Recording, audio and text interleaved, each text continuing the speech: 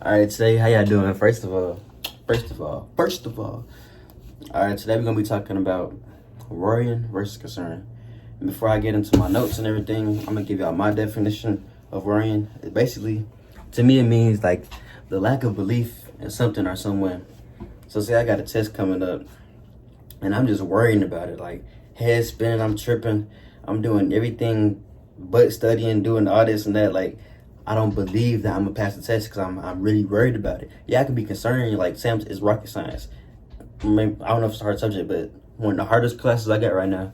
And of course, I'm a little concerned about it, but I still have belief and faith because I've been studying. I've been going to the after class sessions. I've been doing my work. I've been doing my homework. I've been asking questions, all that.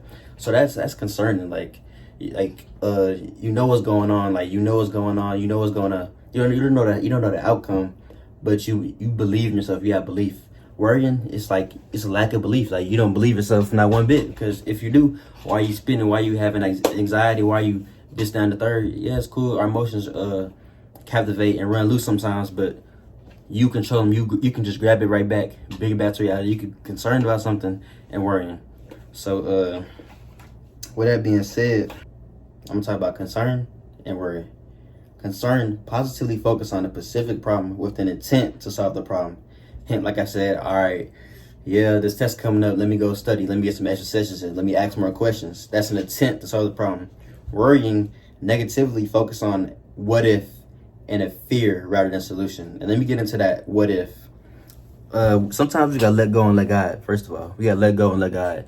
Our problem sometimes not a concern. Just give it to God. Like, why are you going to sleep troubled, worrying, anxiety, shaking up out of what if? We need to change our what if fear to an even if fear. What if he or she leaves me?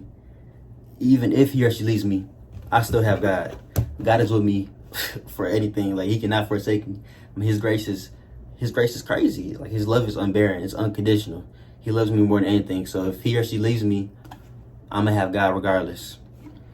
What if I fail this test? What if I fail this test? Even if I fail this test, I can study for the next one.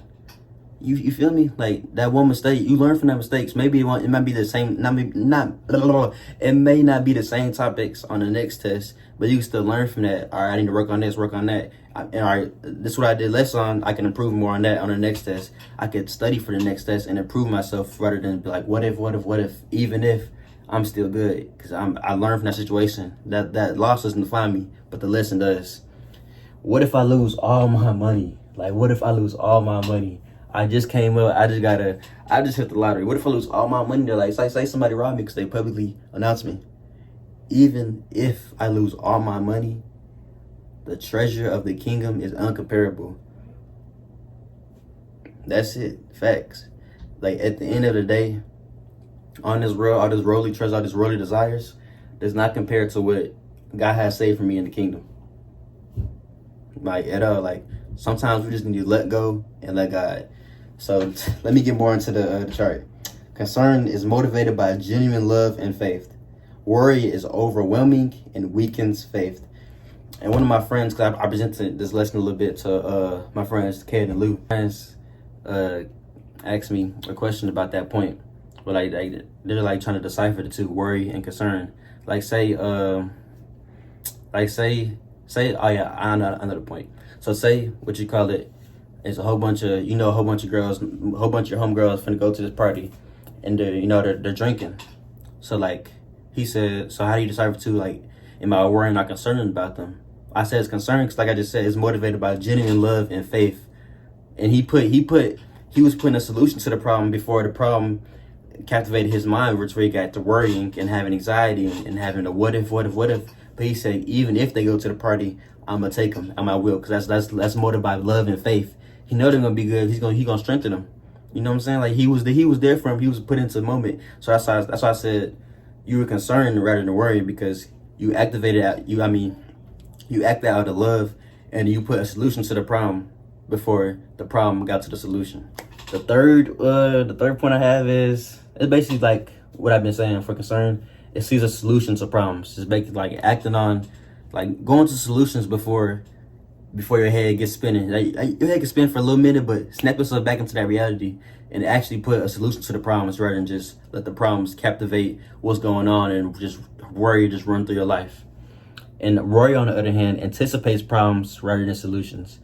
Like, what if, like I said, what if that fear, it just captivates and controls them rather than them thinking rational and having an even if rather than a what if. Concern knows and trusts God's will and power. That's another thing. Like, why are you worried about something? That's like I said earlier, like my own definition. You lack belief and faith. Concerning, you know God's will and power. You know what He has in store for you. You know what's going on, even if this happens. You know what I'm saying? And on the other hand, worry, it dismisses God's will and authority. So I'm not saying that like you don't trust God at all, but like it's a little weakened. If you're concerned, it's a little stronger. If you're worrying, it's a little weakened because you don't have full belief and faith in that current situation or in that person, which in case most times is God, everything runs through Him. Concern, it strengthens faith and promotes peace. Worry promotes anxiety, fear, and hopelessness. Like say I just got a 40 on this test. I just got a 40 on this test. I'm spinning. I'm going crazy. I'm dang near unraveling my braids. I'm going crazy. I'm doing everything, but I got a 40 on the test. Why am I not studying? Now I'm on the game. Trying to take my anger out on 2K, on Call of Duty, trying to, you know what I'm saying? Like, what am I doing? Rather than I could just be studying, understanding the topics, learning, so I become a better student, so I can get an A on the next test, or a B on the next test, or at least a C on the next test. Because at the end of the day, slow progress is still progress. I'm still taking 2 steps forward and 1 step back, but that 1 step is still moving me forward in the long run. So I can go to sleep peacefully knowing that I'm improving and actually working towards something, rather than just letting it control my life, where I promote anxiety, fear, and hopelessness, rather than just having strengthened my faith and promotes peace, where I can go to sleep peacefully at night. You know what I'm saying? So I have 2 main verses I want to bring out. Like, you bring this out during times of worry. Matthew 6:31 says, "So do not worry, saying, what shall we eat? Or what shall we drink? Or what shall we wear?" You shouldn't worry about that. And I'm going to get into earlier because I'm going to get into it later, because I'm going to read Luke and I'm going to break down about 4 verses for y'all. And Philippians 4:6 says, "Do not be anxious about anything, but in every situation, pray. Pray. Present your request to God." Just don't worry about everything, but just pray. Just sometimes pray on it. Promote that peace. Strengthen your faith. Don't let it captivate your mind. Just pray on it. Pray on it. Go from a what if fear to an even if faith. Everything works itself out. Do not worry, but pray. I know it's kind of all over the place. I'm gonna give you a whole bunch of points, but now I'm gonna just read from Luke chapter 12, verses 22 to 34. It all talks about worry, so you can just read it for yourself. But the main 4 verses that stuck out to me was verse 23, verse 24, and verse 25 to 26. Verse 23 says, for life is more than food, and the body more than clothes." Basically, that ties into the other scripture I just read, Matthew 6:31, saying, "Do not worry, what shall we eat, or what shall we drink, or what shall we wear?" 23 is basically saying the same thing. No matter where you are in life, remember that it could be worse. Everyone has their own story and testimony for a reason. So don't worry about how much food you're getting, how much clothes you're bringing in, how much money you're bringing under the table. God's going to see and salute you no matter what. I could be homeless and I can still give all praise to God. Simple. Verse 24 says, "Consider the ravens.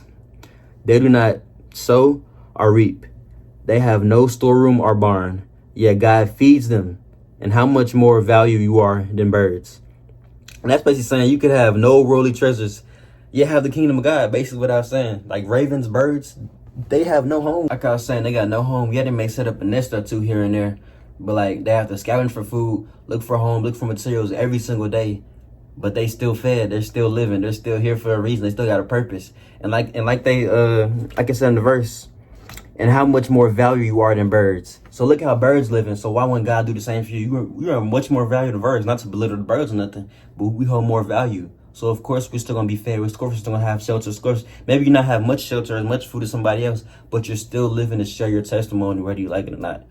Verse 25 to 26 says, "Who of you by worrying can add a single hour to your life?